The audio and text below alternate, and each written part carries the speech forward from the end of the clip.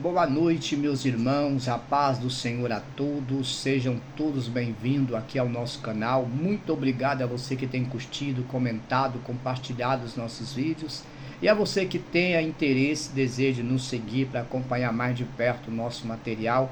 Eu agradeço de coração. Quero nessa noite deixar uma palavra para a meditação dos irmãos que se encontra aqui no capítulo 20 do Evangelho de João. Uma história bastante interessante que eu acredito que vai falar com todos nós. E quando eu digo todos mesmo, sem exceção. Eu gostaria que você prestasse atenção nessa meditação e que você conseguisse acompanhar a minha linha de raciocínio. Aqui no capítulo 20, no versículo de número 13, nos conta a história de Jesus aparece a Maria Madalena. Nós vemos aqui dentro desse verso 13 do capítulo 20 do Evangelho de João, Jesus aparece para Maria Madalena. Mas quando nós olhamos esse verso de mais perto, uma atenção um pouco mais aguçada, nós vamos perceber algumas coisas bastante interessantes dentro desse texto. E aqui no versículo de número 13 está escrito assim: E o anjo perguntou: Mulher, por que você está chorando? Ela respondeu: Levaram embora o meu Senhor, e eu não sei aonde o puseram.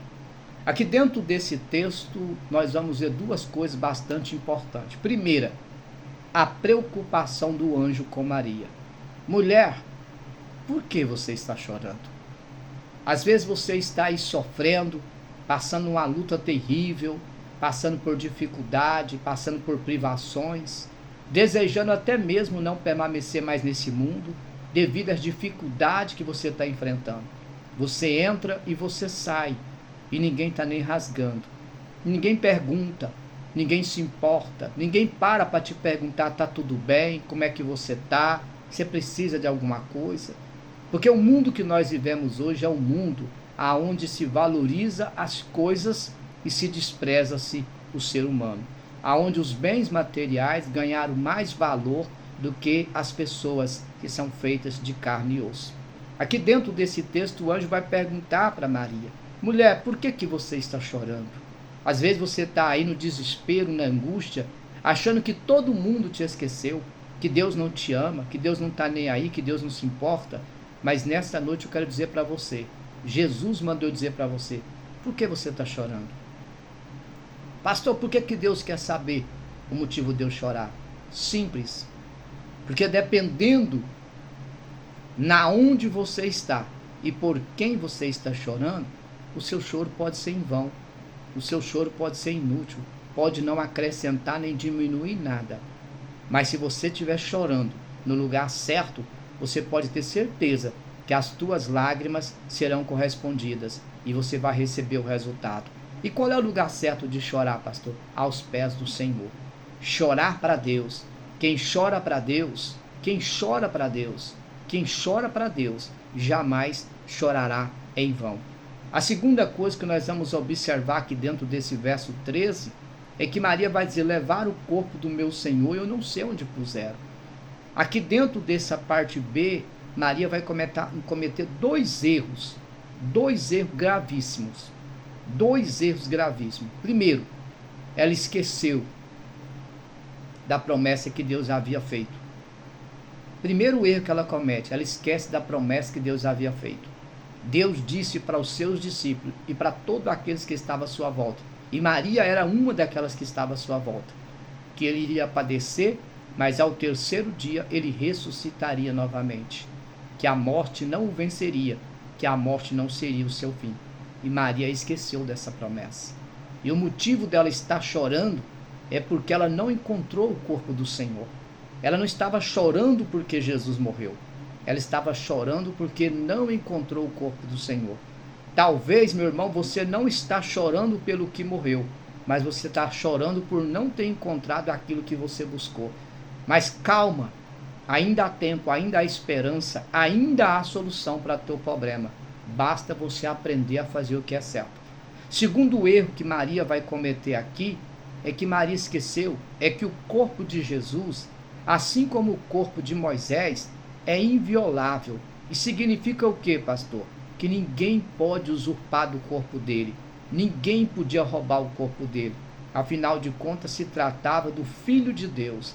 E havia uma profecia que no terceiro dia ele ressuscitaria. Para ressuscitar, teria que haver um corpo. Não tem como ressuscitar alguém que não tem corpo. E Jesus, naquele momento, tinha dito isso para eles. E Maria esqueceu disso. Ela esqueceu que o corpo de Jesus é inviolável.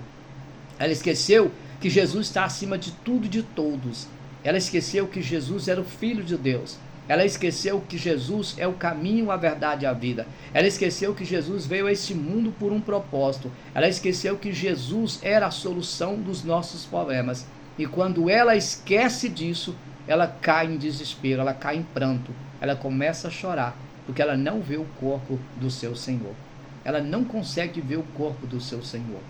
E aí o interessante é que no verso 14, ela vai dizer assim, depois que ela fala para o anjo que não sabia onde puseram o corpo de Jesus, olha o que ela vai dizer no verso 14.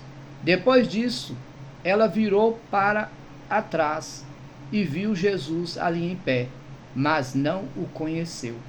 Depois que ela fala para o anjo que não sabia onde estava o corpo de Jesus, ela olha para trás e ela vê Jesus em pé, mas ela não o conheceu.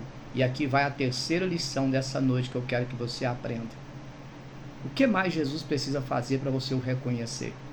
O que mais Jesus precisa fazer para você entender, para você compreender que ele é real?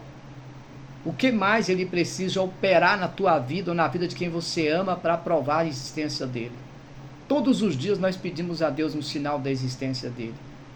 Agora a pergunta é, quem até hoje conseguiu provar que ele não existe? Quem até hoje conseguiu provar que ele é uma farsa, que ele é uma ilusão, que ele é um conto de fada? Ninguém. Não se pede para a verdade provar que é verdade. Se pede para a mentira provar a sua verdade. Mas nunca se pede para a verdade provar a verdade. Sabe por quê? Porque nada pode contra a verdade, senão a verdade. Maria não reconheceu Jesus. E ele estava ali de pé, mas ela não reconheceu. O que significa isso? Maria andou com Jesus em carne.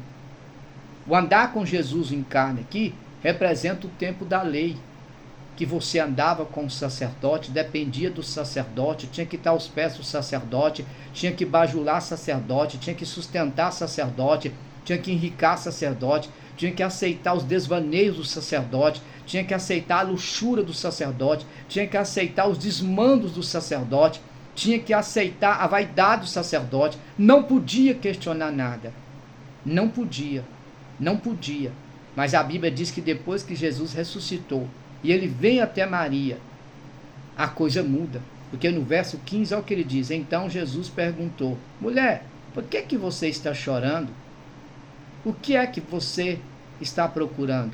Ela respondeu que ele era o jardineiro, ou pensou que ele era o jardineiro, e por isso não respondeu. Sim, o Senhor o tirou daqui. Onde colocou? Eu irei buscá-lo. Maria, disse Jesus.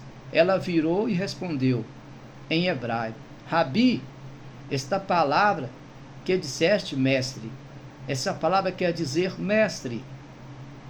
Ela reconheceu, ela aprendeu a ouvir a voz de Deus. E aqui vai a quarta lição para você.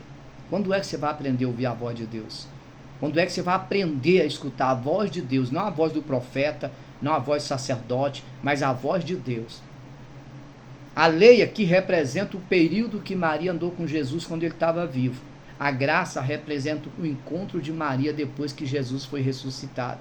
Meu querido, você não está mais debaixo do jugo. Você está debaixo da graça. E a graça é o favor que nós não merecemos. Portanto, ouça a voz de Jesus. Quando ele diz Maria, ela o reconheceu. Até quando você vai continuar ignorando a voz de Deus ainda? É a palavra que eu deixo para você. Muito obrigado a todos que curtem, comentam e compartilham.